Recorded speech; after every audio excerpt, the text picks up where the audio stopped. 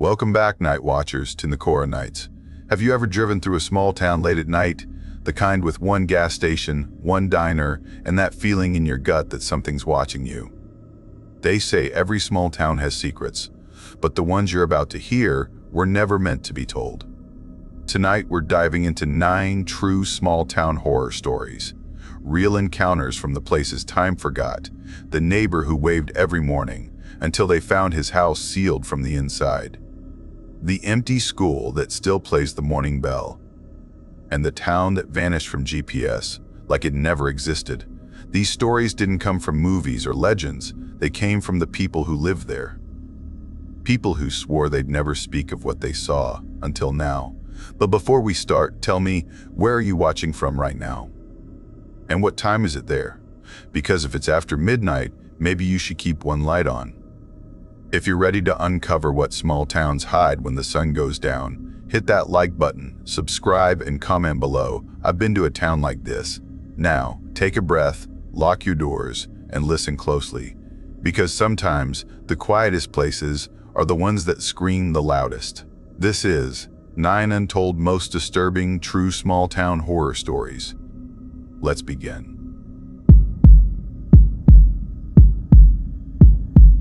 I was 29 when it happened, but back then, it felt like time stopped inside that little town. My name's Leo Mercer. I moved back to my hometown of Ashgrove, Tennessee after my father's stroke. I had quit my maintenance job in Nashville, packed what was left of my life into an old silver sedan, and tried to make peace with the silence I used to hate. Ashgrove was one of those places that never changed. One main street, a handful of flickering gas stations, and air that always smelled faintly like pine and damp earth. Most of my days were spent running errands, picking up prescriptions, and fixing things around Dad's worn-out farmhouse on the hill. Nights were quiet, too quiet. No traffic hum, no late-night diners, just the sound of crickets and old wood creaking under time's weight. I remember thinking how empty the world could feel when all the noise was gone. That night started like any other. I had been at my friend Nate's place, a little more than an hour away, helping him replace floorboards in his shop.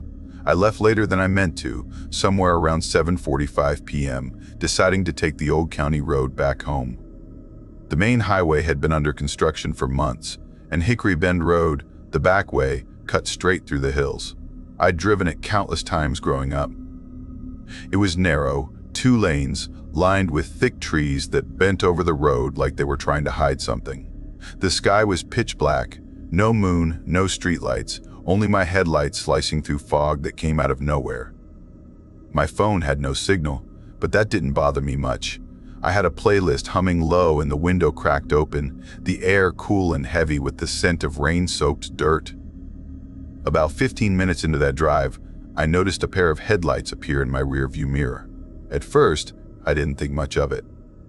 Probably just another late-night traveler heading home, but as the minutes passed, that truck drew closer than felt normal. I could tell it was old by the way the headlights trembled when it hit bumps. Maybe a late 70s model, boxy with square lamps, one slightly dimmer than the other.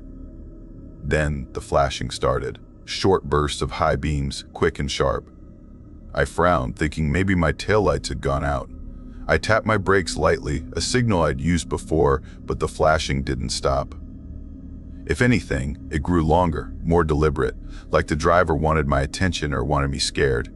I sped up, 5 miles over the limit, then 10. But the truck stayed right on my bumper. No attempt to pass, no hesitation at curves. Just steady, relentless pursuit. My hands tightened around the steering wheel until my knuckles ached. I could see every twitch of its lights in the mirror, feel every pulse of that engine behind me like it was breathing down my neck. Something about the way it moved didn't feel right. It wasn't erratic or drunk driving, it was purposeful. Like whoever was in that truck knew exactly what they were doing, matching every turn I made with quiet precision. After nearly 10 minutes, my nerves were shredded. I remember whispering to myself to stay calm, to just get somewhere safe, but all I could hear was the hum of my tires and the faint static in my car radio. Then, through the trees ahead, I saw the faint green glow of a gas station sign.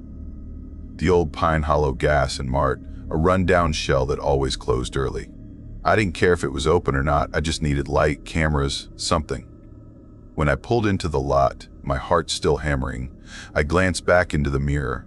The truck that had been inches from my bumper was gone. Vanished. I slowed to a stop beside the pump, expecting it to appear any second. But the road behind me was empty, not a trace of headlights, not even the echo of an engine. I stepped out of the car, trying to steady my breathing, pretending to check my tires, but my hands trembled too much to make it convincing. The station was dark inside. The sign on the glass door read, "Back at 7 a.m." The pump lights buzzed overhead, their fluorescent hum the only sound breaking the silence. That's when I saw them. Tire tracks, deep and fresh, pressed into the wet gravel near the side of the lot. They looped in a half circle, stopping just short of the pump lights, then turned back toward the road. I followed them with my eyes until they disappeared into darkness. It looked like someone had pulled in, idled there, and left before I arrived. I sat in my car for a long time after that, doors locked, engine running, staring at those tracks. My heart slowly eased, but my mind didn't. It was that crawling feeling, the kind that tells you something is still out there watching even if you can't see it. Eventually, I forced myself to drive home. Every shadow in the rear view made me flinch. Every turn felt too long, every flicker of light too bright. I didn't see another car the whole way. When I finally pulled into Dad's driveway, my legs nearly gave out when I stepped out of the car. I told myself it was just some idiot messing around, but deep down I knew something about that truck didn't fit the world I understood. The next morning, I called the gas station. The man who answered introduced himself as Rick. I explained what had happened, and he told me they did have cameras around the lot. His voice was calm, almost too calm, and when I asked if he could check, he told me to come by around noon. I remember that drive vividly. The daylight made everything look smaller, less menacing, but it didn't erase the dread sitting heavy in my chest. When I arrived, Rick met me at the counter. He was in his late 40s, tired eyes, a thin beard, and a voice that carried like someone who'd seen too much and stopped being surprised by it. He pulled up the footage from the night before. There it was. My car, pulling into the pump around 9:42 p.m. He hit rewind. That's when my stomach turned cold. At 9:28 p.m., the same old truck rolled into the lot. Same square headlights, same flickering left lamp. It idled near the edge of the light for almost 5 minutes, then slowly backed out and disappeared toward the road. The footage never showed it following me, never showed it behind me at all. According to that camera, the truck had been there before I even arrived. I asked him to check again. Maybe there was a blind spot, maybe I missed something. He rewound it twice, frame by frame. My car pulled in. The road behind me was empty. No headlights, no shadows, nothing. Rick rubbed his jaw and said something that I'll never forget. "You're not the first to ask about that truck." I stared at him, confused. He said people had come in before, asking him to check footage, describing the same kind of thing. An old pickup, no plates, flashing its brights, following them for miles, then vanishing before the cameras could catch it. I pressed him for more, but he only shrugged. "Sometimes people think they see it at night," he said, "but it's been showing up on our cameras for years, always between 2:16 and 2:20 a.m. Nobody ever gets out. Sometimes it just sits there. Sometimes it looks like it's waiting." That line stuck with me like a splinter under the skin. I left the gas station that afternoon with a sick feeling, the kind that makes the world tilt slightly out of place. When I got home, I told Dad about it, but he didn't say much. Just nodded and muttered that the back roads had always been strange after dark. That night, I couldn't sleep. Every sound from outside made me jump. Every flicker of headlights through the trees sent my heart racing. Around 2:17 a.m., I heard something outside, a low rumble, steady and distant. I got up, went to the window, and there it was, far down the dirt road near the bend, 2 headlights shining faintly through the fog. They didn't move. They just stayed there, glowing softly, as if watching. I told myself it was just someone passing through, maybe a lost driver, but when I blinked, the lights were gone. The next few days passed quietly, but strange things started happening. My phone began ringing at odd hours. When I answered, All I could hear was breathing, slow, steady, and unmistakably mine. It wasn't static. It was the sound of my own breath, recorded somehow, repeating back to me. I hung up, but it happened again the next night, always around the same time, always that same breath. Then, while cleaning the bathroom mirror, I noticed something odd, tiny holes along the frame, too deliberate to be from wear or age. When I peered closer, I saw faint scratches around them, like someone had drilled carefully and filled them later. The thought made my stomach twist. The next morning, I went to speak with the landlord who managed the farmhouse while Dad was in recovery. He acted surprised, but his eyes flicked away when I mentioned the holes, said it was probably old wiring or settling damage. I didn't believe him. That night, I moved a dresser in front of the bathroom door. Days turned to weeks, but sleep became harder to find. I started noticing a muddy truck parked on the edge of town near the old mill, same boxy frame, same flickering light. Sometimes it was there in the morning, sometimes late at night, but never with anyone inside. One evening, while passing the gas station again, I saw Rick sweeping near the door. I stopped to ask if the cameras had caught anything new. He looked at me for a long moment before saying quietly, "It pulled in again last night at 2:16. Stayed until 2:21. No one got out. But this time, the driver's door opened for a second. He paused, then added, there wasn't anyone there. That night, I dreamed of headlights behind me again, flashing, waiting. When I woke, the phone was ringing. I answered, but instead of breathing, I heard a voice that sounded like mine whisper the words, "You shouldn't have gone back." The line went dead. I don't take Hickory Bend Road anymore. I don't stop at Pine Hollow Gas. But sometimes, when I drive home late, I catch the faint shimmer of two lights in the trees behind me, steady and patient, waiting for me to notice. Some nights, around 2:16 a.m., I hear an engine idle just beyond the tree line near my house. By the time I get up to look, it's gone. No tracks, no sound, just that heavy silence pressing in.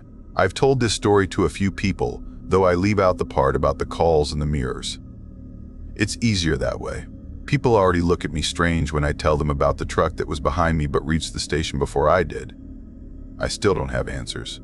Maybe the truck wasn't trying to hurt me. Maybe it was trying to stop me from something worse. Or maybe it was trying to find someone else, and I just happened to cross its path. But deep down, I think it never left that road. I think it's still out there, waiting in the dark spaces between towns, watching for headlights, matching every move you make until you find the courage, or the fear, to look back. And if you ever find yourself driving alone through the hills near Ash Grove, and you see an old muddy pickup flash its brights in the mirror, don't slow down, don't pull over, and whatever you do, don't stop at the first gas station you see. Because sometimes, the things chasing you aren't behind you at all. They're already waiting ahead.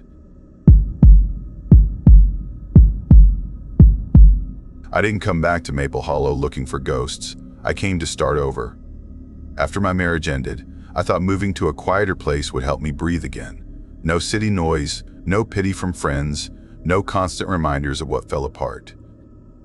I got a job offer at the elementary school in Maple Hollow, a town tucked between old hills and wheat fields that turn to gold in late summer.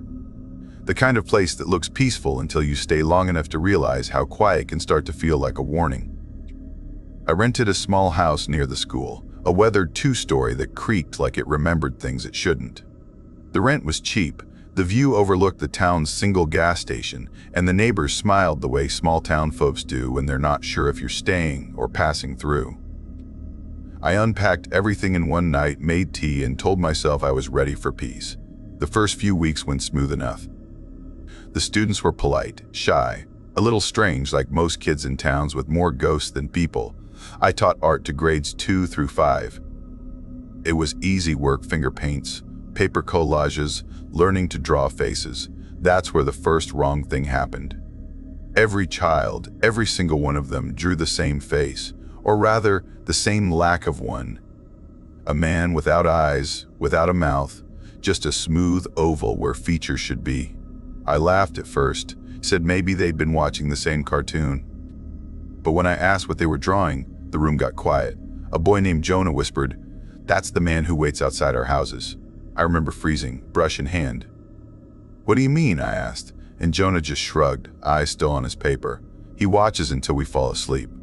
That night I walked home under the yellow streetlights, the air cold enough to make my breath visible. Maple Hollow shut down early. By 8, every window went dark. When I reached my house, I noticed small footprints near the porch, thin and muddy. I thought maybe the neighbor's kid had wandered through the yard. I went inside, locked up, and tried to forget about it.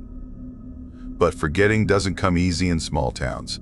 By the 3rd week, the drawings changed. The children added details: long arms, fingers like branches, standing next to houses that looked too much like their own.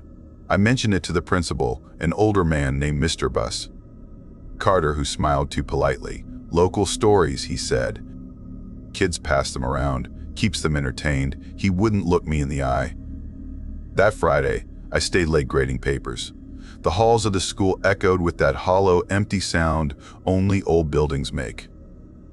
When I finally left, the parking lot was drowned in fog.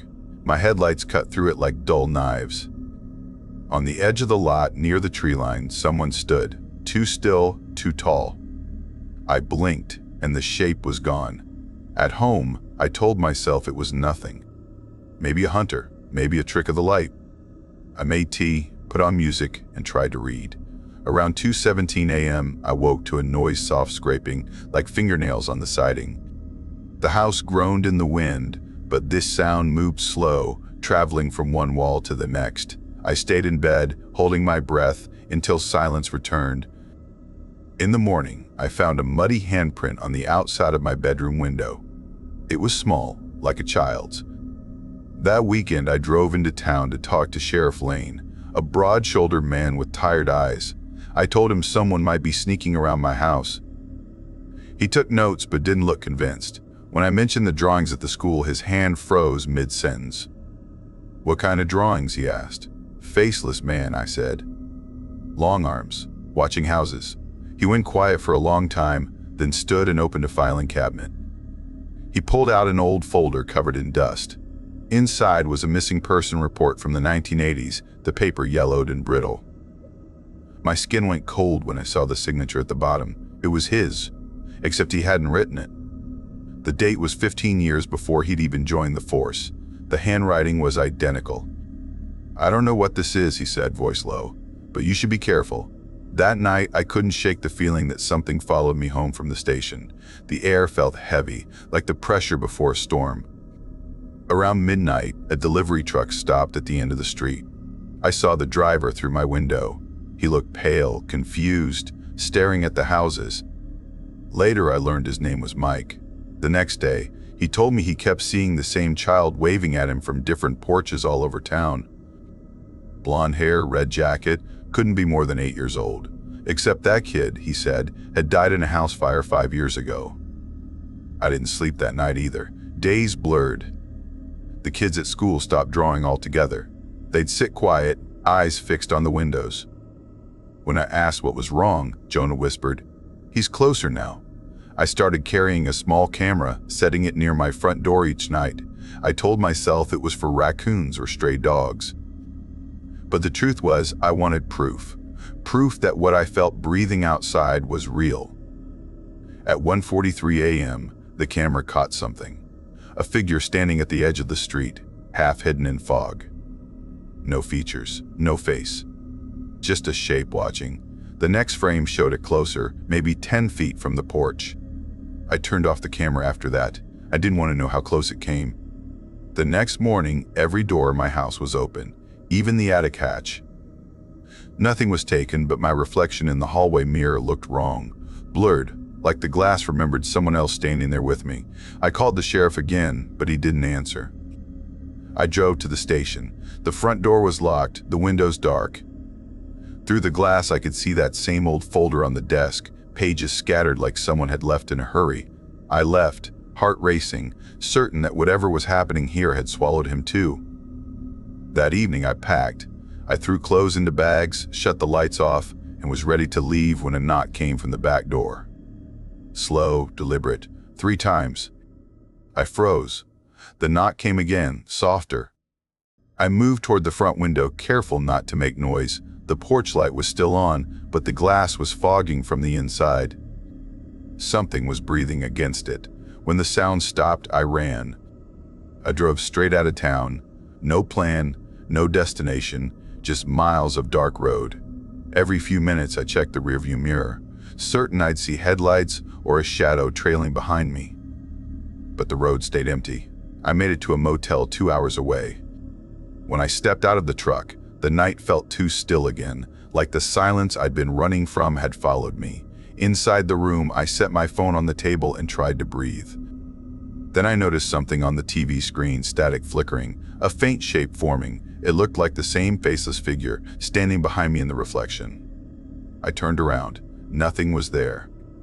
For weeks after, I couldn't sleep through the night. I kept waking around 3:12 a.m., always the same time.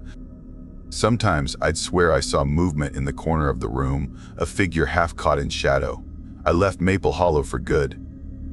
I changed my number, found work in another state, tried to bury the whole thing. But there are nights when the silence grows too heavy, and I'll catch myself looking out the window, waiting to see if he's there. Some nights I dream I'm back in that classroom, children's drawings scattered across the desks.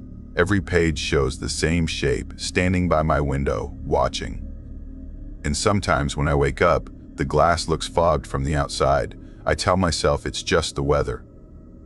But deep down, I know he found where I went, because silence always finds you if you listen long enough.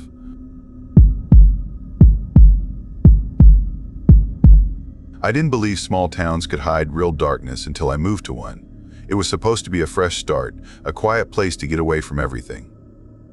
After years of city noise and sleepless nights, I just wanted silence. My name's Caleb, 23, broke, and trying to finish college after a long break.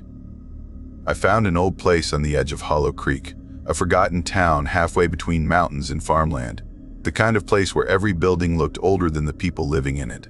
The rent was cheap, too cheap, and the landlord didn't care about references or my spotty work history. He just said, "Don't bother the folks next door and don't go out too late." I laughed at that back then. I thought he was joking.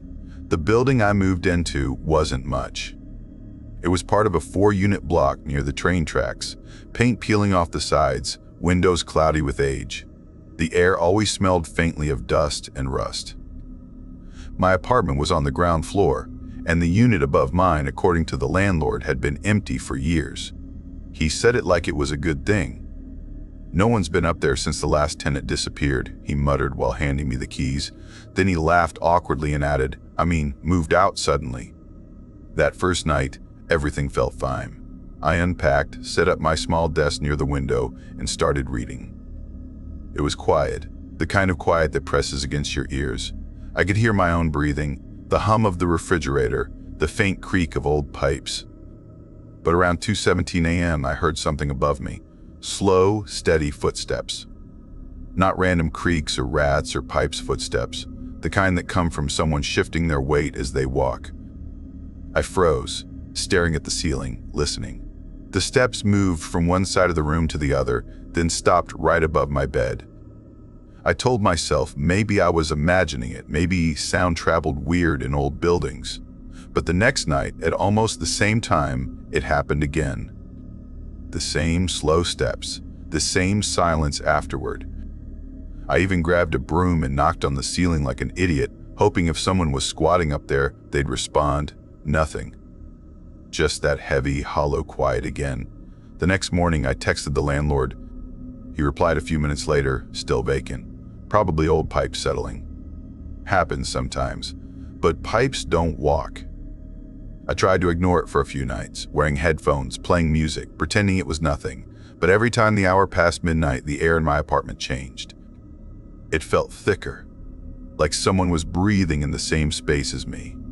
I started waking up suddenly, heart pounding, convinced someone was standing over me, watching. But every time I turned on the light, there was nothing there. No broken locks. No open windows, no reason. Just that feeling. And those footsteps.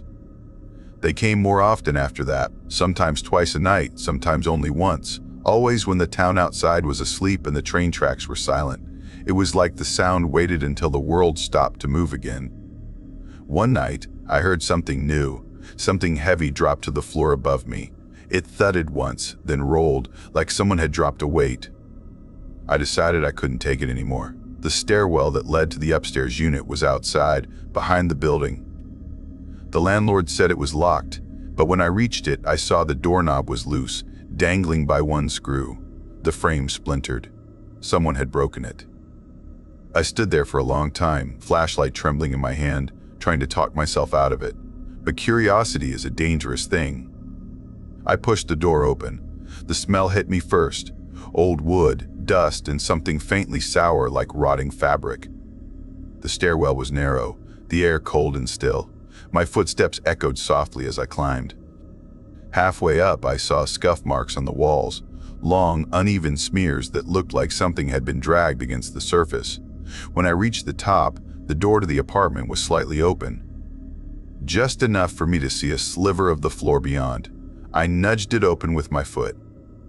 The hinges groaned, and the smell got worse. The room beyond was dark.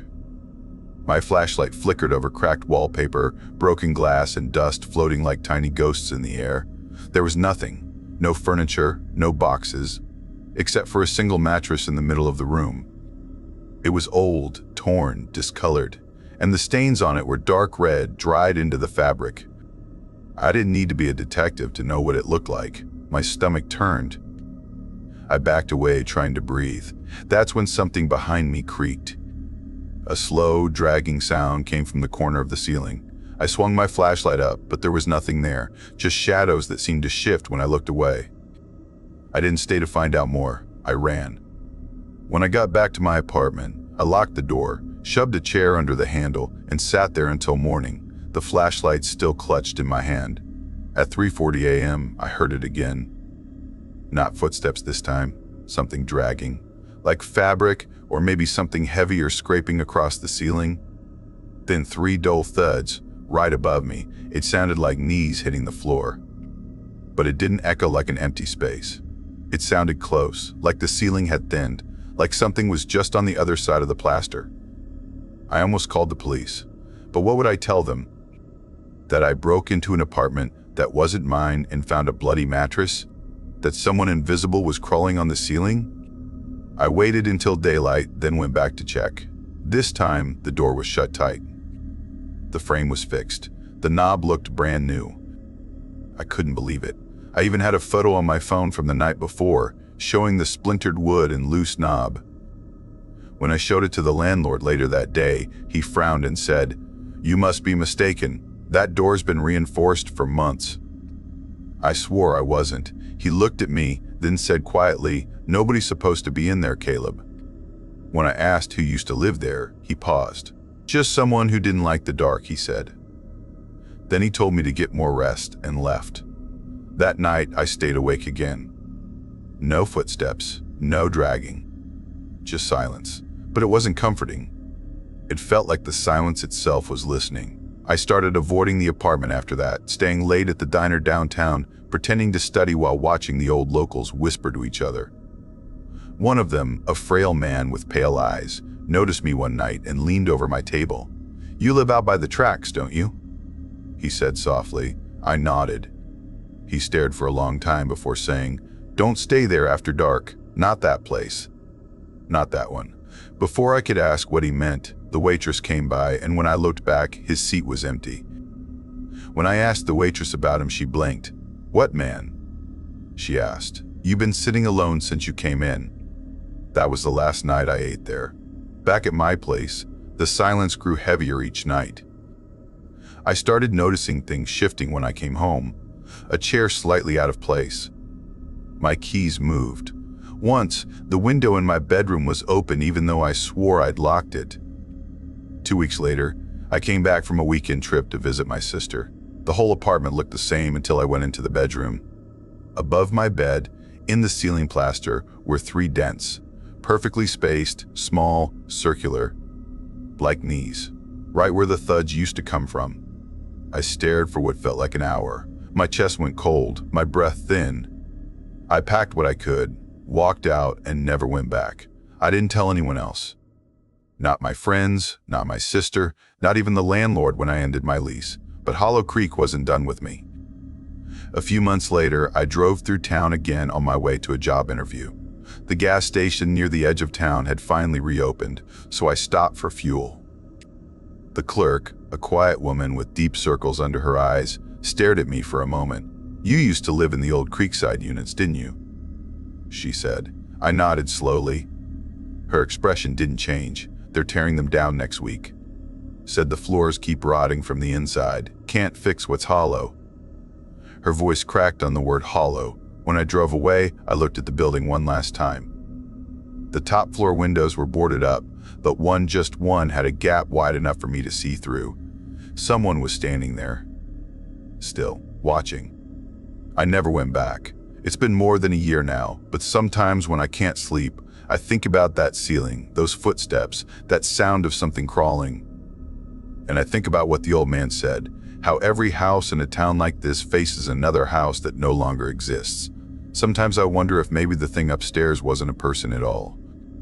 Maybe it was the town itself, something left behind after everyone else forgot, something that remembers who walks beneath it, something that waits.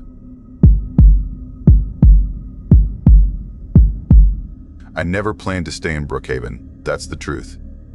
It was supposed to be a stopover, a quiet place to breathe after everything fell apart. Divorce papers, late nights drinking cold coffee, the sound of my own heartbeat echoing through an empty apartment. It all became too much. So I sold what little I had left, packed my camera gear, and moved into a small, aging farmhouse on the edge of town. I'd just turned 38, and my only thought was to find silence again. The house sat at the end of a gravel road, surrounded by wheat fields that whispered when the wind came through. From my window, I could see the remains of a once busy town, a gas station with boarded windows, a diner that hadn't served anyone in years, and a church whose bell tower leaned like it was tired of standing. Brookhaven looked harmless at first, like a place that time forgot but refused to bury. I worked as a freelance photographer, mostly for local newspapers, shooting landscapes and small-town features. It wasn't much, but it paid enough to keep the lights on. I figured if I stayed quiet, kept to myself, I'd blend in fine. I didn't know then that Brookhaven doesn't let anyone stay invisible for long. A week after I moved in, I took a walk down to the creek behind my property, camera around my neck, the air thick with spring humidity. That's when I saw it. The old motel across the water. The sign was broken, hanging by one chain, its faded letters spelling something unreadable. Every window was dark except one on the second floor. It flickered faintly, like a candle struggling to stay alive. I snapped a picture, mostly out of habit. The sound of the shutter echoed strangely, too loud in the still air. When I lowered the camera, the light in the window went out. That night, while reviewing the photos, I froze. The picture of the motel looked fine except for one thing. In the lower corner near the edge of the water was a figure, barely visible.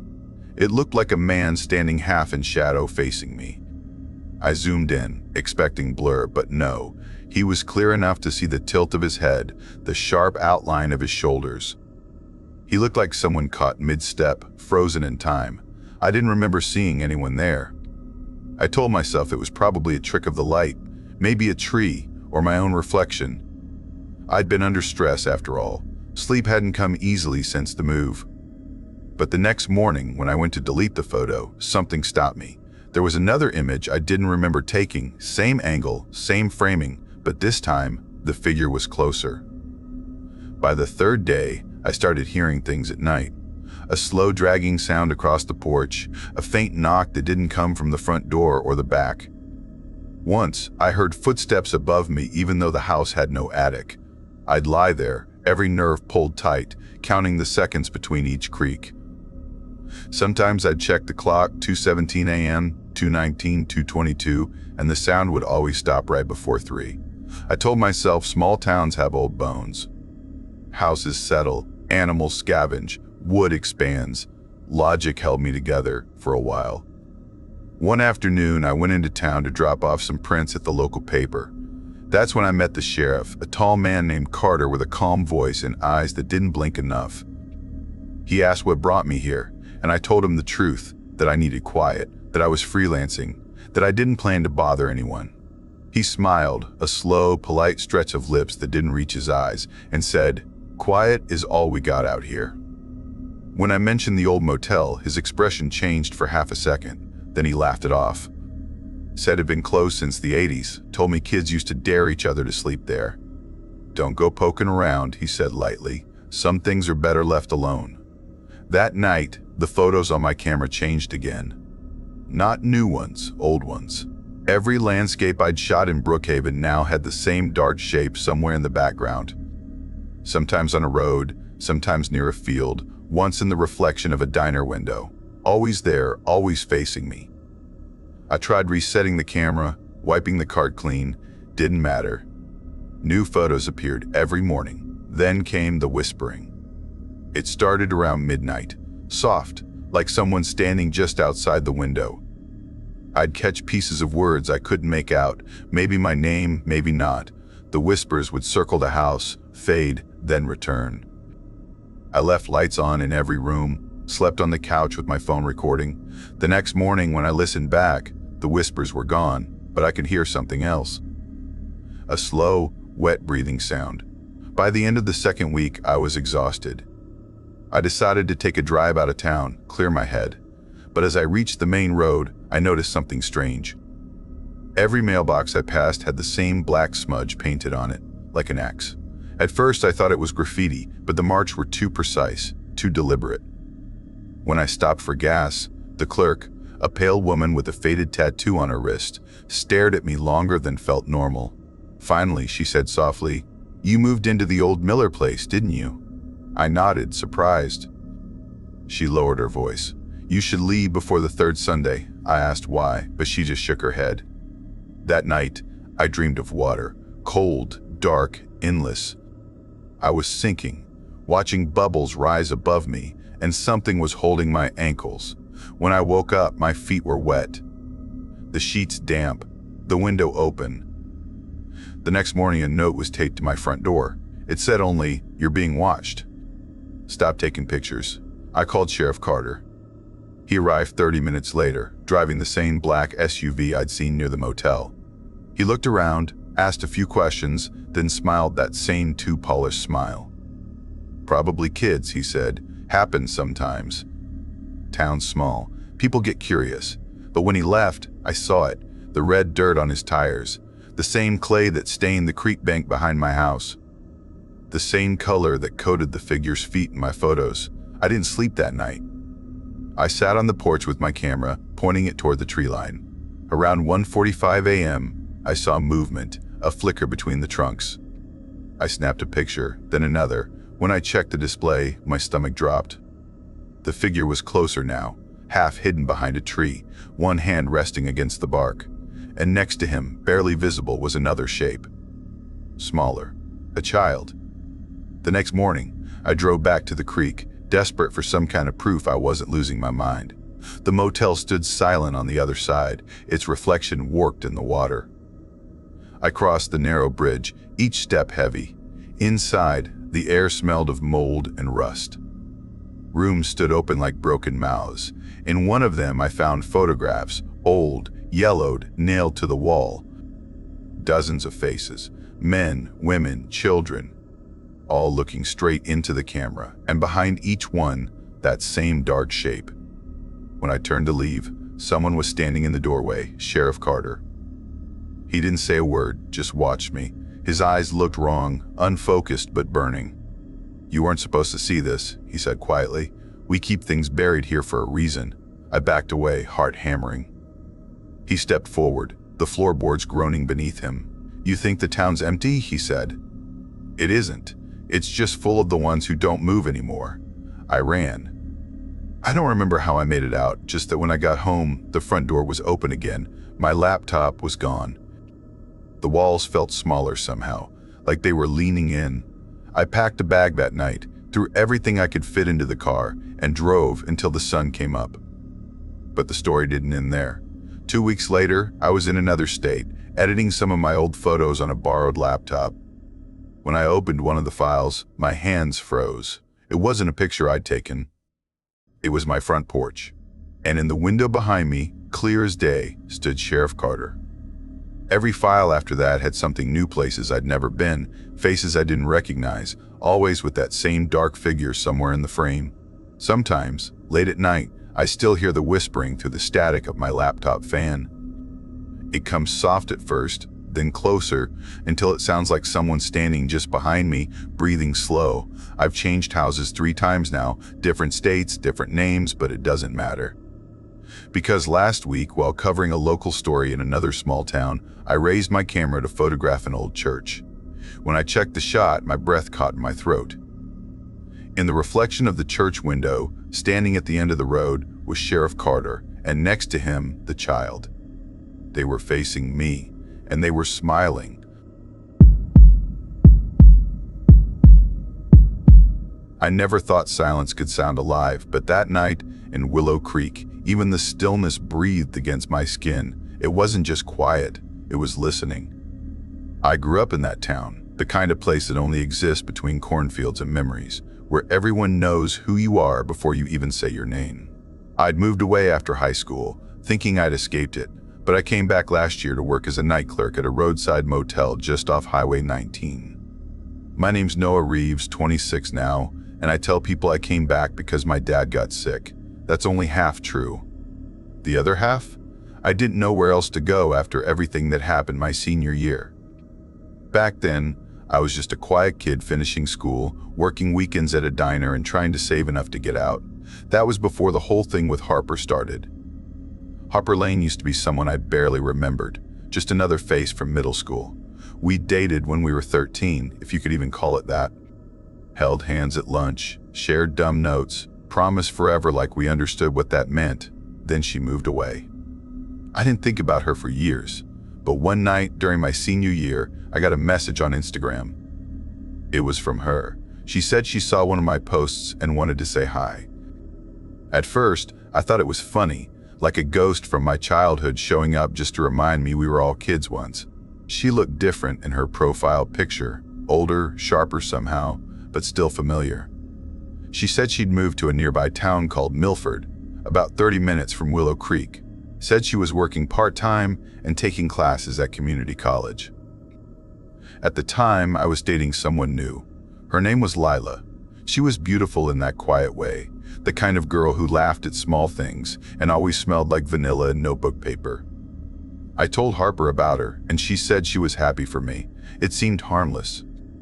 It always starts harmless, doesn't it?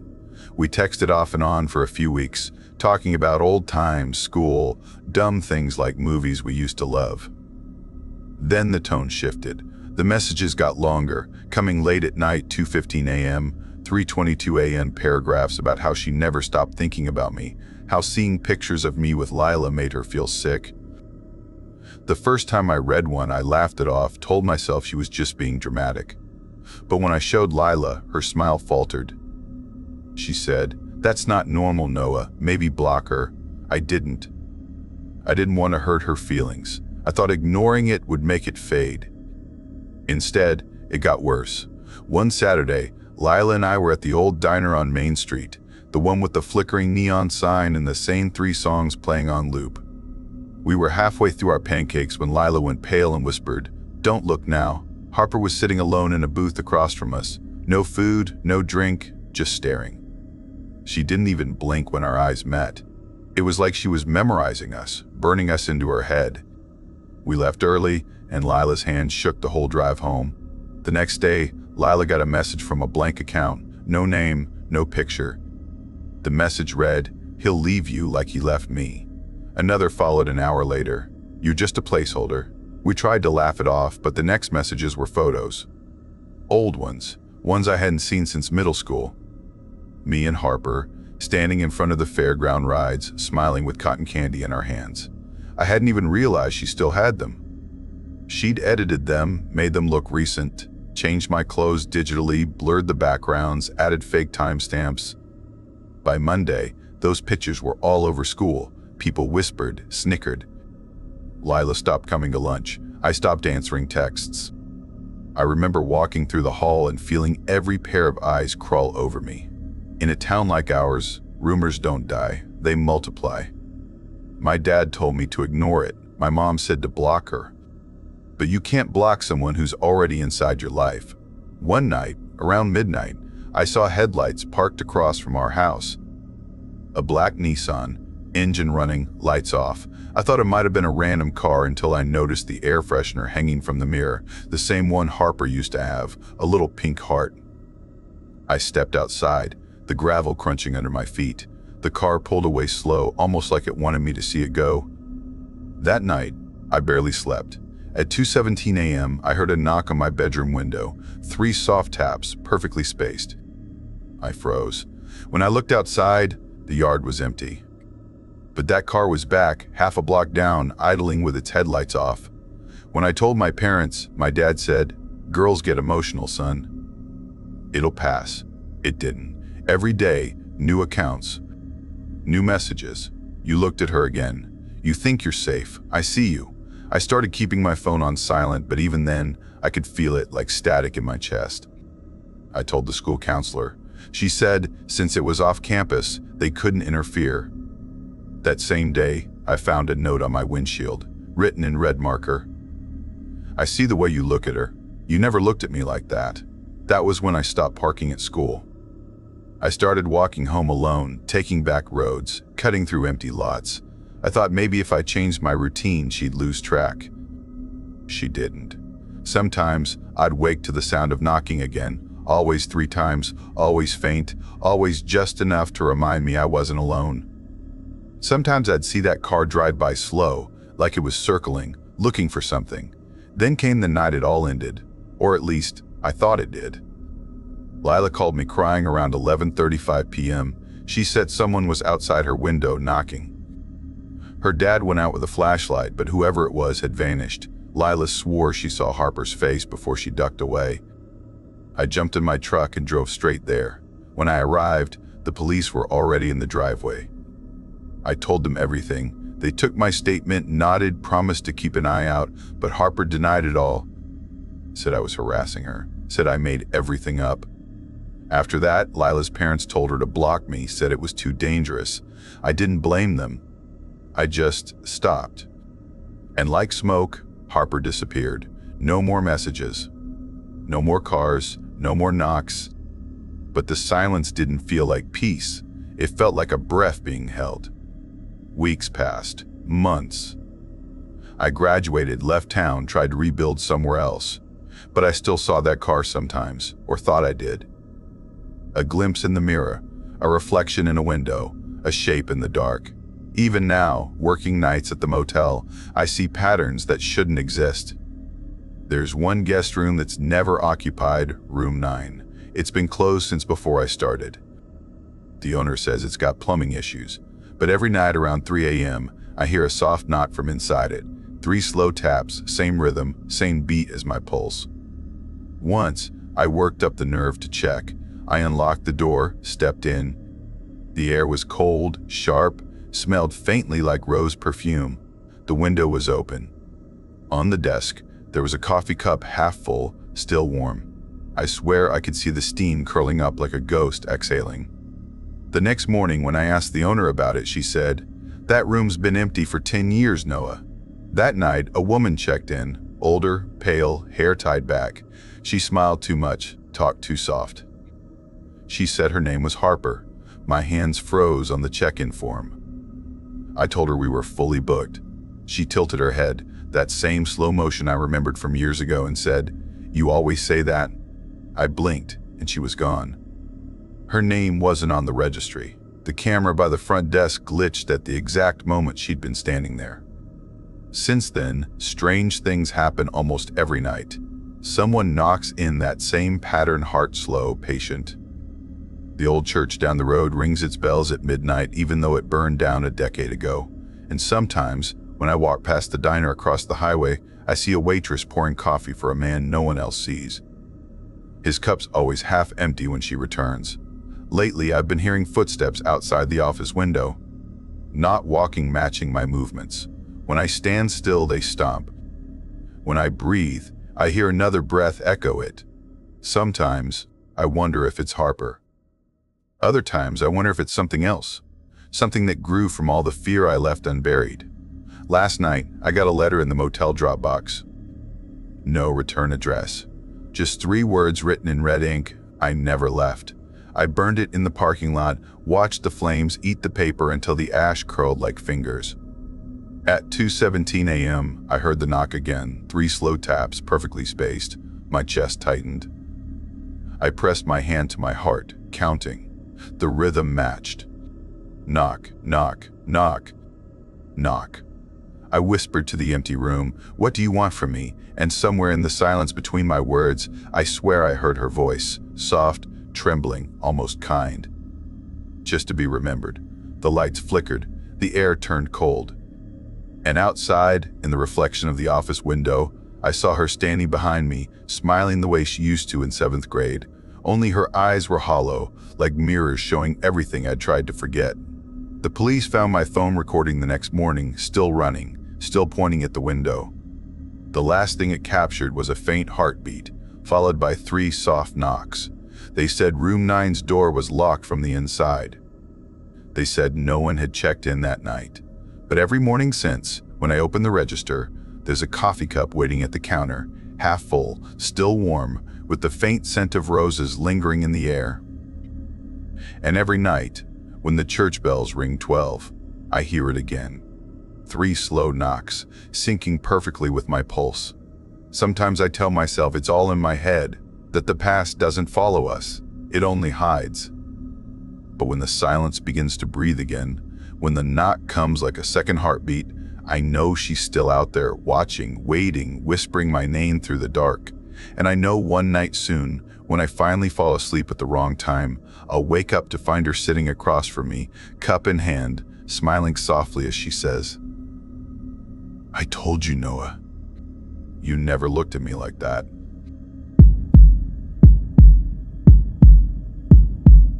I never planned to come back to that town, not after what happened. But some places don't stay buried, they just wait for you to return.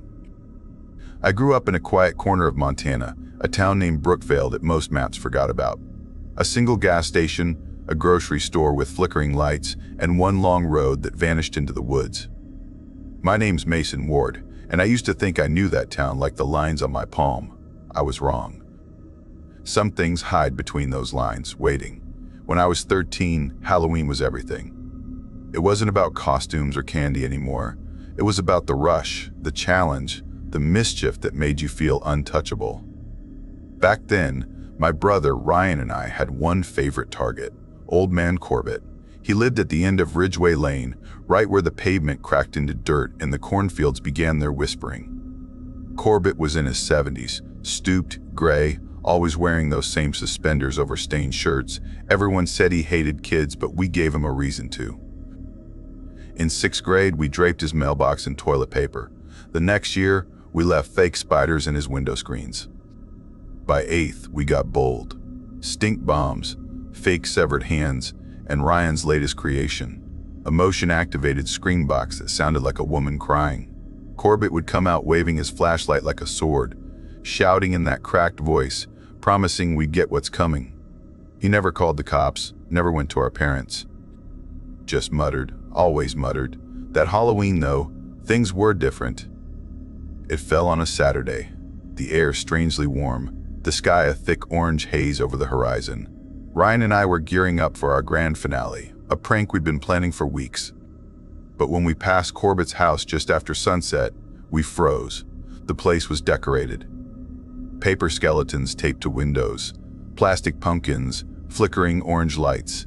The man who once yelled if you so much as stepped near his lawn had turned his home into a carnival of cheap Halloween spirit. Ryan grinned at me, eyes glinting. He said, "He's trying to show us up, and we can't let that happen." By 7:45 p.m., the streets had gone still. The little kids were home sorting their candy, and our turn had come.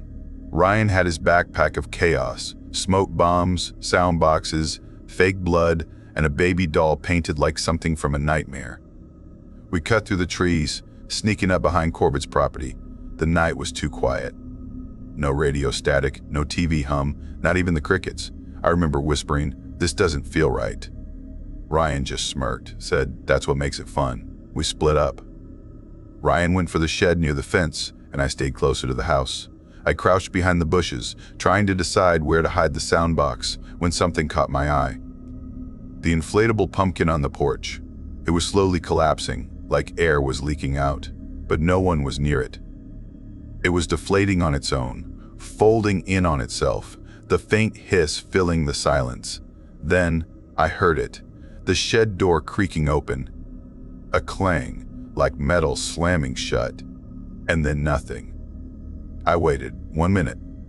2, no sound. No light, no Ryan. I whispered his name, no reply. My stomach knotted. I stepped toward the shed, the grass crunching under my shoes. The padlock was back in place, snapped tight. I tapped the door, calling softly. No answer. I knocked harder, panic threading my voice. Still nothing. That's when I saw it. A small trail camera, mounted high on the corner, blinking red. Underneath, nailed to the wood, was a sign scrawled in shaky handwriting. Tricked. My breath froze. It hit me all at once. This wasn't our prank. This was his. I stumbled back, scanning the dark yard. Every shadow felt alive. Every rustle, a footstep. The silence pressed in, heavy and watchful. I pulled on the lock until my hands hurt. Then I heard it, a faint sound from inside the shed. Muffled, like movement, I ran. Back to the street, to the lone streetlight buzzing above. The world felt too open, too still. I could run home, wake Mom and Dad, call for help. But that would mean confessing everything. The years of torment, the pranks, the trespassing. Or I could go back and get Ryan myself. The thought of leaving him there was unbearable. I looked down the road, then back at the black shape of Corbett's house. The breeze picked up, carrying a smell, faint but sharp, like rot and rust. I turned back. I circled the house, checking windows, doors, everything locked. I found a basement window half rotten near the back. I jammed Ryan's screwdriver under the frame until it cracked open just enough for me to squeeze through. The basement air hit me like a punch. Damp, thick, sour, a mix of mold, dust, and something metallic that turned my stomach. The flashlight beam shook in my hand as I looked around. The room was cluttered with piles of old furniture and boxes, but one wall stopped me cold. Dozens of photos, some framed, some pinned, some curled and yellowing. Pictures of kids, trick-or-treaters, pairs, groups, all smiling, and then I saw our faces. Me and Ryan, year after year, standing in costumes.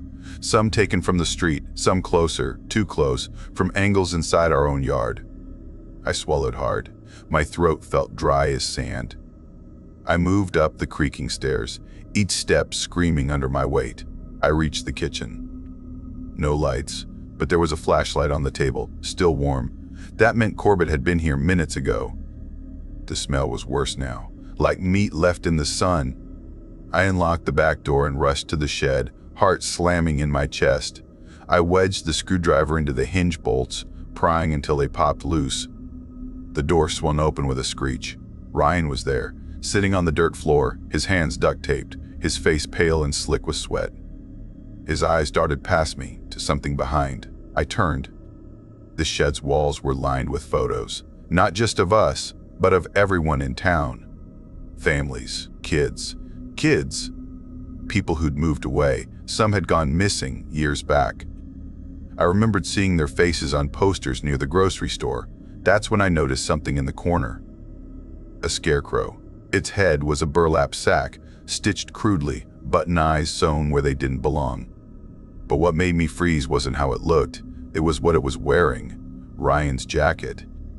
I tore the tape from his wrists, grabbed him, and we ran. Didn't look back.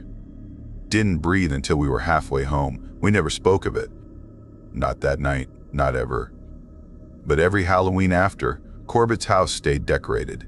Same cheap pumpkins, same paper skeletons. He never said a word, just watched from his porch as kids passed by. Years went by. Ryan moved to Oregon, I went to college, then life happened. I forgot about Brookvale, or tried to, but things like that don't fade. They fester. When Mom passed, I had to go back. Driving into town after all those years, It looked smaller. Empty stores, boarded windows, the same cold wind that carried the same smell, faint, but still there. I stopped at the grocery store for flowers, and as I passed the community board by the entrance, something made me freeze. A photo. My photo. Taken from behind, like someone had followed me. Underneath, in bold red ink, missing Mason Ward, dated 1 week before I even arrived. I stood there staring, the world tilting sideways. I wanted to rip it down, but my hands wouldn't move. Everyone around me went on with their business, like they didn't see it. That night, I stayed in the old house, couldn't sleep. Around 2:17 a.m., I heard something outside, a soft scraping sound, like something dragging across the dirt. I peeked out the window. At the edge of the yard stood a scarecrow. It wasn't there earlier.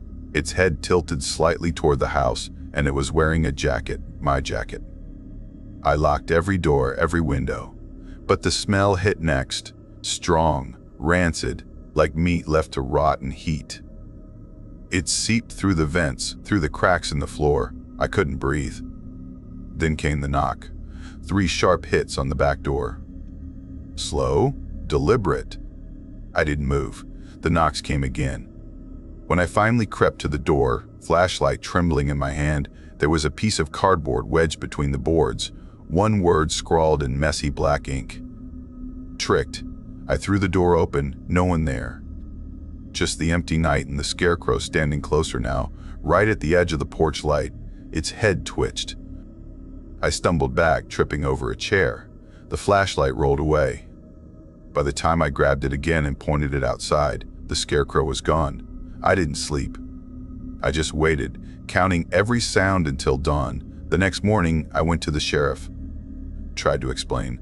He gave me that look, the one people use when they think you're unraveling.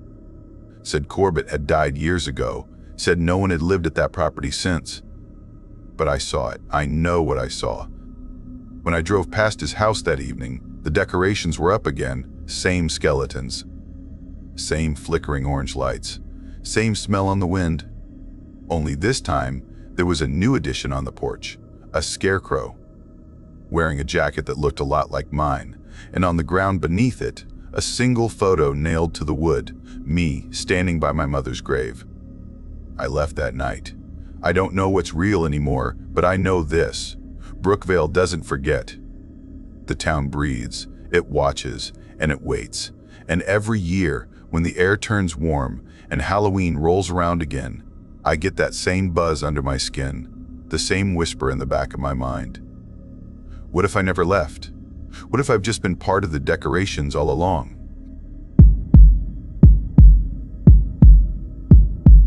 I wasn't the kind of person who scared easy.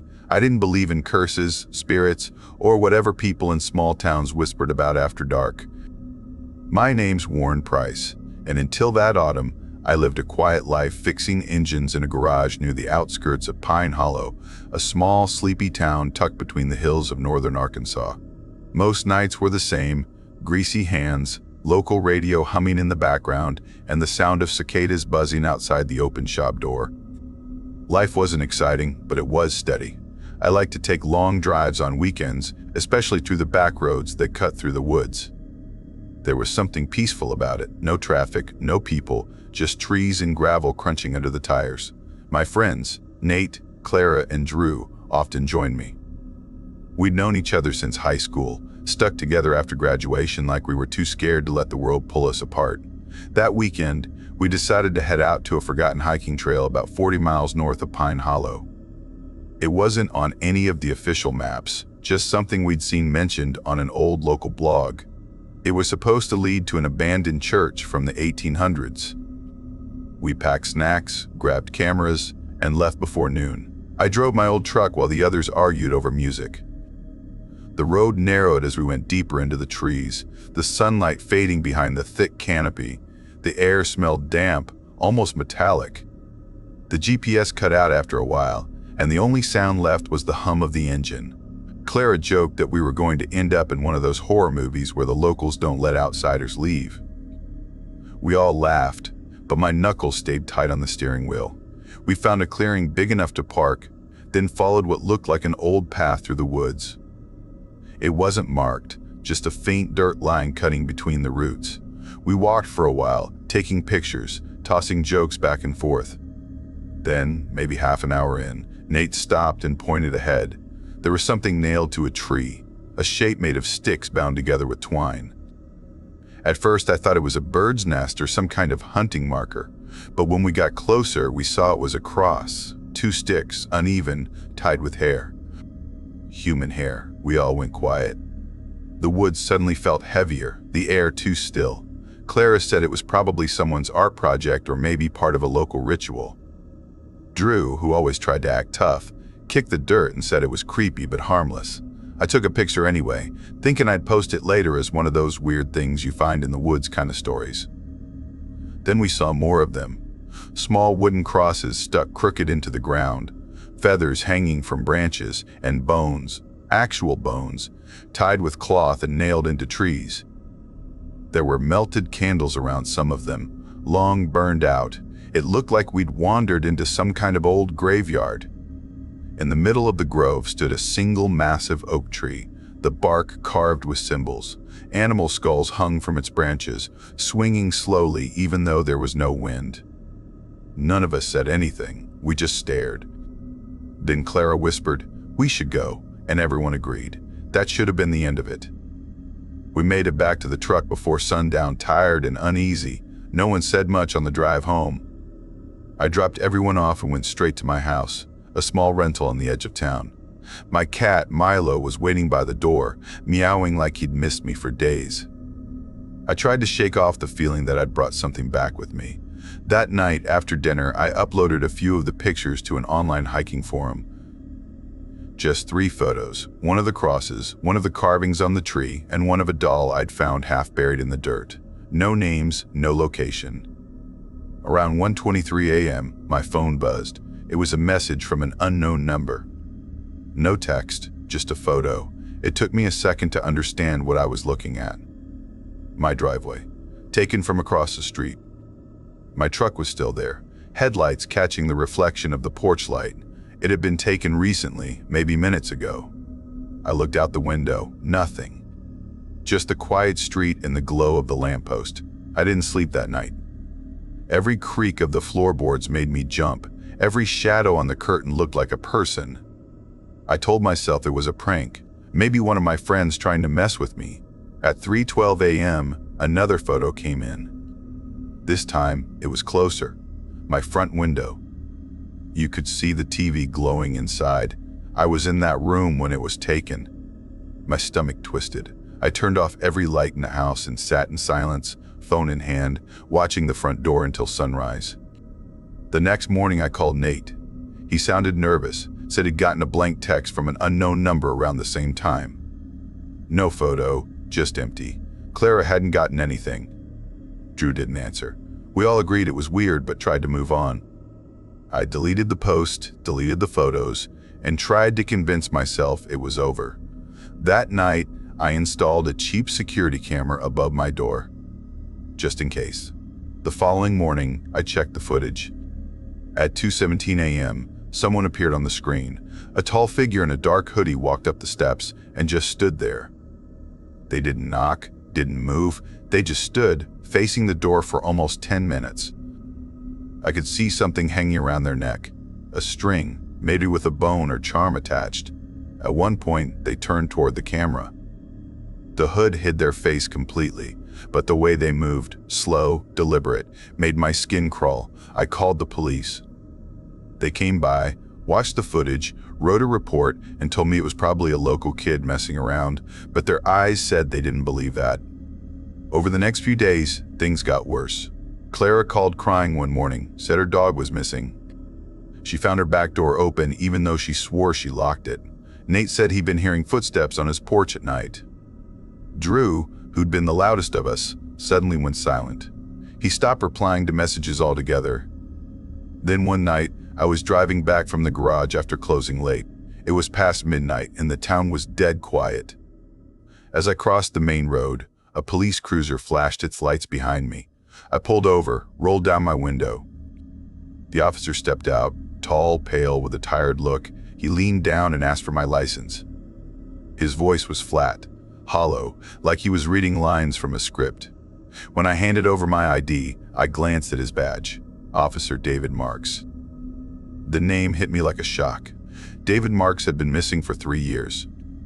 His photo was still on the notice board at the gas station. I blinked, and for a split second, his face didn't look right. Pale, almost waxy. When he handed back my license, he said, "Be careful on this road. People disappear out here." Then he walked back to the car, got in, and drove away without turning on the headlights. When I looked in my mirror, the cruiser was gone. I told myself it was exhaustion, maybe my brain mixing things up. But deep down, I knew that face. The text started again that night. Single words this time: return, watch, repent. I blocked every number. They kept coming from new ones.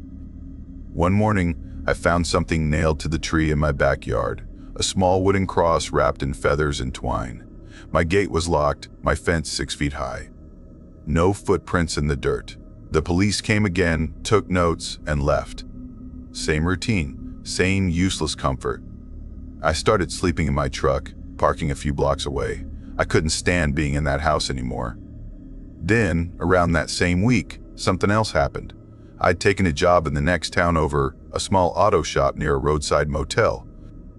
I figured the distance might help me forget, but on my second night there, the motel felt off. Old portraits lined the hallway, faded photos of families who must have owned the place decades ago. That night, I woke up around 2:41 a.m. to a creaking noise. The air felt cold, like the heater had died. I stepped out into the hallway. Every portrait on the wall had changed. Every face, man, woman, child, looked like mine. Their eyes were black, hollow, and the expressions twisted into something almost alive. I stumbled back into my room, slammed the door, and didn't open it until dawn. The next morning, the portraits were back to normal. I left without checking out, drove straight home. When I turned on the radio, an old voice crackled through the static. It was the mayor's voice, Mayor Jensen. He died in a fire 10 years ago, the same year the old church in the hills was abandoned. His voice said, "All residents stay indoors tonight. Do not go near the woods. Do not answer the knocking." I switched stations. The same voice followed. Every channel. That night, I couldn't shake the feeling that something was watching me again. I kept all the lights on, curtains closed. Around 1:52 a.m., my phone buzzed one last time. It was a picture, not my house, not my yard, but the old tree from the grove. Only this time, there were 4 crosses around it. One for each of us. I threw the phone across the room. It hit the wall and went dark. I didn't sleep, didn't move until morning. When I finally called Nate, his sister answered. He'd vanished the night before. His truck was found parked by the woods near where we'd hiked. I tried calling Clara. No answer. Drew's number was disconnected. For days, I kept checking the footage from my camera, but it was just static now, like something had wiped it clean. Then, one evening, I heard the knocking, soft, 3 times, from the back door. I froze. The sound came again, slow, deliberate. I wanted to believe it was the wind, but deep down, I knew better. I didn't open it. I sat on the floor until morning listening. The next day, everything was quiet. No messages, no calls, no footsteps. It's been months since then. I moved into a small apartment above the garage, surrounded by noise and people, but sometimes when the radio cuts out or a shadow moves wrong in the corner of my eye, I think about that tree. I think about the carvings, the bones, and how the air felt when we stood there, like something was watching from beneath the roots. I still drive by the edge of the woods sometimes, just to make sure it's still there. And every now and then, I see a shape standing at the tree line, still as stone, watching. I don't stop anymore. I keep driving, pretending not to see. Because I know if I do, if I so much as glance back, I'll see my own face staring from the shadows, waiting. And I know it's only a matter of time before it finds me again. I grew up in a small town in northern Tennessee, the kind of place where the air smells of damp soil and gossip travels faster than the wind. Everyone knew each other's name. the color of their front door, and how many beers their father drank before Sunday dinner. My name is Clara Rio, and I used to think life here was simple, safe, almost sacred. I was 19 when that illusion cracked open and something slipped through. My father owned a small mechanic shop on the corner of Main and Pine, the kind of place where time seemed frozen. My mother was a quiet woman, always wearing the same floral apron and humming hymns while cooking breakfast at 6 every morning. I worked part-time at the town library after school, cataloging old books that smelled of mildew and forgotten prayers. My world was small, but it was mine, until I met Aaron Cole. Aaron was trouble wrapped in a smile. He was the sheriff's son, tall, with eyes too calm for someone his age. People said he was polite, responsible, raised right.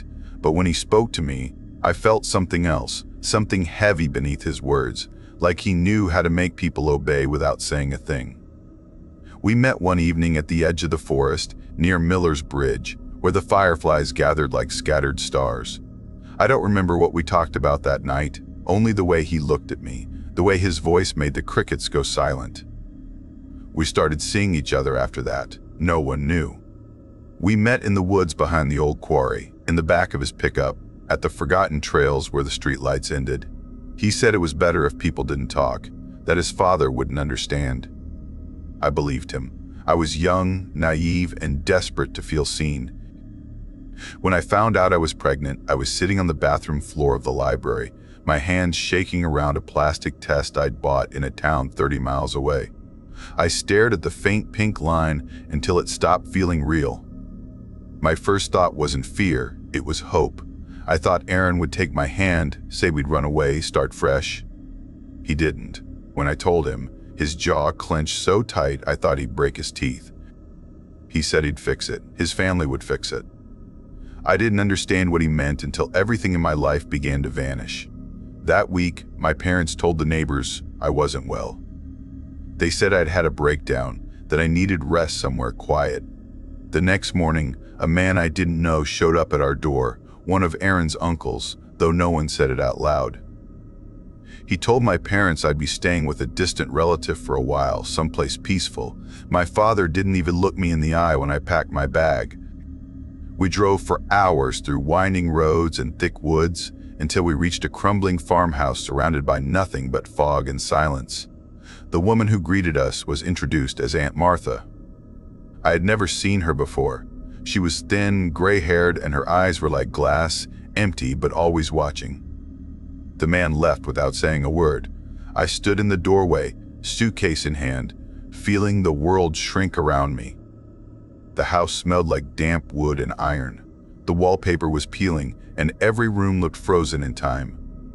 There was no television, no radio, not even a clock that worked. Aunt Martha said I should rest, that I wasn't to go into town or talk to anyone. She never asked about my baby. She never smiled. Every night I heard her whispering through the walls. Prayers, maybe, or something else. Time blurred. The days bled together, long and quiet. I spent hours staring out the window at the fields stretching endlessly toward the horizon. Sometimes I saw shapes moving out there, too far to be people. The first time I told Aunt Martha, she said it was just the wind. But I know what wind looks like. Then one night, I found a note under my door. It said, "Don't scream tonight, it listens." I thought it was a joke, but when the house went dark that night, I heard footsteps in the hallway, slow and dragging, pausing outside my door. I held my breath. The footsteps stopped. Then, from behind the door, something whispered my name, softly, like a child trying to mimic a sound it didn't understand. The next morning, Aunt Martha acted like nothing happened. I asked her about the note. She told me I must have dreamt it. When I showed her the piece of paper, she stared at it for a long time, then burned it in the stove without a word. After that, she started locking her bedroom door at night. Weeks passed. My belly grew heavier, and with it, my fear. The lights in the hallway flickered every night at the same time. 8:42 p.m., as if something was walking through unseen. The bulbs would hum one after another, following the sound of footsteps. I stopped sleeping. One morning, I woke up to find muddy footprints on the floor leading from my bed to the window. The glass was cold, as if someone had stood there for hours.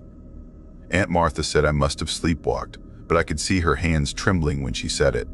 Then, a few nights later, I heard a child's voice in the living room. A girl whispering softly to someone I couldn't see. When I crept closer, I saw no one, just an old rocking chair moving by itself. The air was freezing, and I could hear faint breathing behind the couch. I ran back to my room and didn't come out until morning. The next day, a local farmer came by to deliver milk. He brought his daughter with him, a small girl with tangled hair and pale eyes. She stared at me as I stood on the porch. Out of nowhere, she said, "The lady in your house wants her baby back." Aunt Martha dropped the milk jug, shattering it. The girl's father quickly pulled her away, apologizing, but I couldn't stop shaking.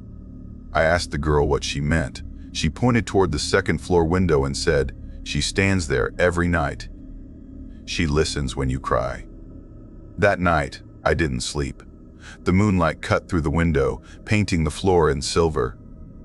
Around 2:17 a.m., the house started to hum, a low, deep vibration, like something breathing beneath the floorboards. Then the footsteps began again, slow, deliberate, moving from room to room. When they reached my door, I whispered, "Please don't." The handle turned, but nothing came in. Instead, I heard something crawl across the walls, a scraping sound, like nails dragging through the plaster. My heart felt like it was breaking through my ribs. When I finally looked toward the window, I saw a reflection that wasn't mine, a woman, thin and pale, holding something swaddled in her arms. Her face was blank, but her eyes were wide, black pits. I screamed, and the lights burst. Aunt Martha came running in holding a candle. The flame flickered wildly, though there was no wind. I told her what I saw. She made the sign of the cross and whispered that the house used to belong to a midwife who'd lost her child in the winter of 1923. They said she'd gone mad, that she buried the baby somewhere in the fields, then vanished. Her name, Martha said, was Eliza. For days, I heard Eliza's lullabies echoing through the house, soft and broken, like she was trying to calm something that never stopped crying. The nights got colder. The footsteps louder. The note under my door returned, only this time it said, "It knows your name now." By then, I stopped questioning reality. My reflection in the window looked thinner every day. Sometimes, I thought I saw my lips move when I wasn't speaking. The house was feeding on something, maybe fear, maybe grief. One afternoon, I found a second note tucked under my pillow, "Go before it's born." I packed my things that night.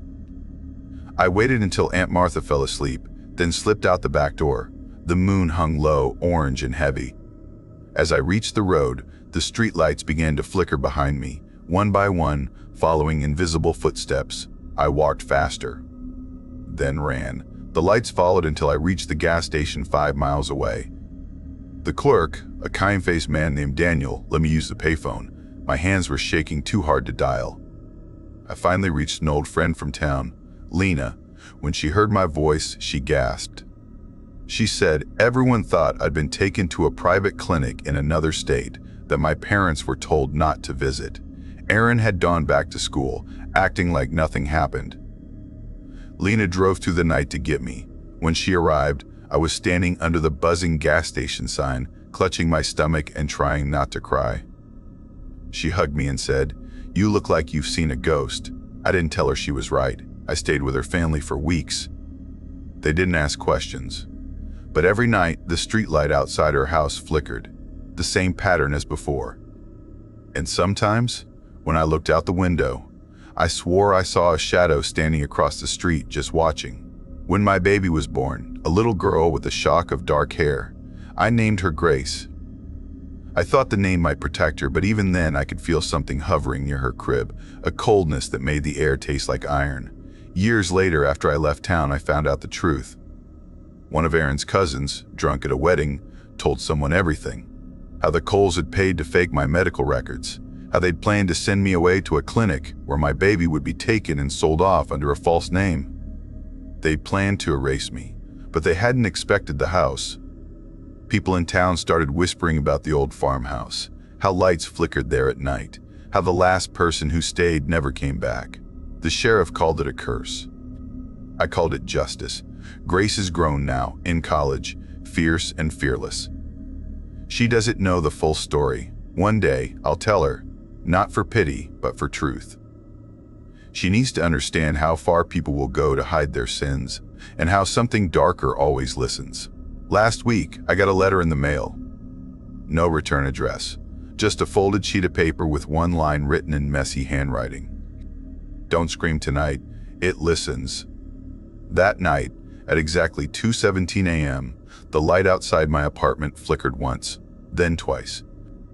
Then I heard the slow creak of footsteps moving toward my door, and beneath the sound, a faint lullaby drifting through the walls, the same one I heard all those years ago in that farmhouse. Now, as I sit here writing this, I can see my reflection in the window again, but this time, it's smiling. I don't think I'll make it till morning, because whatever it is, it finally found me. And it's listening.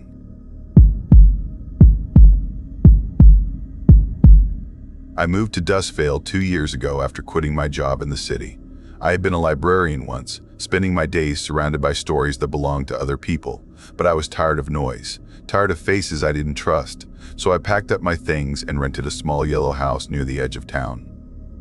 It wasn't much peeling paint, a crooked fence, and a view of the woods, but it was mine, or at least it felt that way for a while. My name is Claire, and I thought solitude was something I could live with. I was wrong. Life in Dustvale was peaceful at first, the kind of peace that feels almost staged. Every morning, I walked to my new job at the town's post office. It was quiet work, sorting letters, stamping envelopes, listening to the steady hum of the sorting machine. The people were kind in that distant small-town way, polite smiles, soft greetings, but never too close. I told myself it was enough. Work, home, sleep, repeat. But in towns like Dustvale, peace always hides something. It started with the mail. One morning, I noticed something strange while sorting through a delivery batch. Every mailbox on Hollow Creek Street had received the same envelope, no return address. Same handwriting, same ink. The letters inside said only one thing, written in jagged cursive: I'm still here. At first, I laughed about it with my coworker Nora. We thought it was a prank, maybe from some bored teenager. But as I placed those envelopes into their slots one by one, I couldn't shake the feeling that the words were watching me. That evening, as I walked home, the world felt wrong. The air was thick, heavy with the scent of pine and rain. My street was empty except for the faint flicker of an old lamppost at the corner. When I reached my front door, I caught a glimpse of myself in the window. Only, I hadn't moved yet, my reflection lagged, turning its head a second after I did. I froze, staring, my breath fogging the glass. Then it snapped into sync again. I told myself I was tired. That was all. The next day, a man came into the post office. He was tall, quiet, with a face that seemed too still.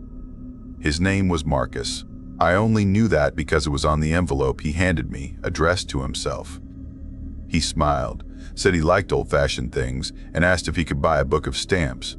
I nodded, printed his receipt, and watched him walk out. His eyes lingered a little too long on me, like he was memorizing my face. After that, he came in every day. Always polite, always with a small letter to mail. Sometimes he'd talk, ask how long I'd lived in town, if I liked the quiet. I tried to keep it professional, but he had this way of making silence uncomfortable, like he knew something I didn't. One evening, I stayed late to lock up. The rain outside had turned the streetlights into blurry halos. I was alone, or I thought I was, until I heard the faint sound of footsteps behind me. I turned, but no one was there, just the hum of the fluorescent light and the echo of my own heartbeat. When I finally got outside, Marcus was standing across the street, completely still under a flickering streetlight. He didn't wave. He didn't move, just stood there. That night I dreamed about Hollow Creek Street. The mailboxes opened on their own, spilling those same letters into the wind. I'm still here. I'm still here. Over and over until I woke up gasping. The following week, things started changing at home. Small things. My porch light, which hadn't worked since I moved in, suddenly turned on. My overgrown hedges were trimmed. The cracked step on my front porch was replaced. I hadn't asked anyone for help, and I didn't have neighbors close enough to do favors. I started to feel watched. One night, around 2:17 a.m., I woke to the sound of whispering outside my window. My heart thudded as I crept toward the curtain. I could barely make out the shape of a man standing by my fence, his face half lit by the moon. He was humming something faintly, an old tune I couldn't place. When I blinked, he was gone. The next morning I found a small package sitting on my doorstep. No address. Inside was a VHS tape. My name was written on the label in black marker. I didn't even own a player, but curiosity won. I borrowed one from the post office's lost and found pile and plugged it into my old TV. The footage was grainy, flickering, like it had been recorded decades ago. It took me a few seconds to understand what I was looking at. My bedroom. The angle was from the corner near my dresser, facing the bed. I was sleeping. The timestamp said 1:43 a.m. I watched, frozen, as the camera zoomed slightly closer, and then, a few minutes later, I saw movement. A shadow leaned over me. Someone was in my house, watching me sleep. I stopped the tape and threw up in the sink. That evening, Marcus came into the post office again. He smiled, handed me another letter, but his hand brushed mine as he slid it across the counter, and it was ice cold. My stomach turned. I asked him casually where he lived, and he said, Hollow Creek Street. The same place where the letters had come from. After work, I told Nora everything. She frowned, said she'd heard rumors about Marcus, that he lived alone, that his family had vanished years ago, that he used to work for the post office before being fired for something nobody talked about. I tried to laugh it off, but her eyes told me she believed it. That night, I decided to stay awake. I made coffee, turned on the porch light, and sat near the window with my dog Rusty, lying by my feet. The hours dragged. Around 3:15 a.m., Rusty lifted his head, ears pricked. A low growl rumbled from his throat. I followed his gaze toward the window. Someone was standing in my yard. It was Marcus. He held something in his hand, a bundle of letters. His lips moved, but I couldn't hear what he said. Then he turned and walked toward the woods behind my house, disappearing into the dark. The next morning, I found the letters scattered on my porch, damp from the dew. Each one said the same thing. I'm still here. Days passed. I stopped sleeping. I kept the lights on at all times, jumped at every sound. People at work noticed, but what could I say? That my reflection moved on its own? That I'd watched myself sleep on a tape I never made? Then one evening, as I was closing the post office, the power went out. The room went pitch black, the kind of darkness that feels alive. I fumbled for my phone, but before I could turn on the flashlight, I heard the sorting machine start on its own. The mechanical hum echoed through the silence. I took a step forward, whispering, "Hello?" No answer. Then, from the back of the room, a voice spoke. Low. Calm. "You never mailed my last letter, Claire." The flashlight flicked on, and there he was, Marcus, standing by the mail slots, his face pale and hollow. He was holding a letter in one hand and a knife in the other. My body froze. I could smell the metallic tang of old blood. He took a step forward. I ran. The rain outside pounded the pavement as I stumbled into the street, sprinting toward my car. I could hear him behind me, his boots slapping the ground, the sound growing closer. I reached the car, hands shaking as I fumbled for the keys. Just as I slammed the door shut, a hand smacked against the glass. His face pressed close, eyes wild, mouth twisted into a grin. "You can't leave, Claire." "I'm still here." I started the engine and floored it. I didn't look back, not once. When I finally reached the police station, I was barely coherent. They searched my house that night. They found the VHS tape, the letters, the footprints in my yard, but no sign of Marcus. They told me they'd been watching him for weeks, that he'd been suspected of breaking into homes, stalking women, even stealing mail to track people's lives. They never found him. I moved away a month later. Different town, different house. I got a job at a diner, started over. But some nights, When the air is still and the moonlight hits the window just right, I swear I see my reflection blink a second too late. And last week, when I opened my mailbox, there was only one envelope inside. No return address. Same ink. Same handwriting. It said, "I'm still here."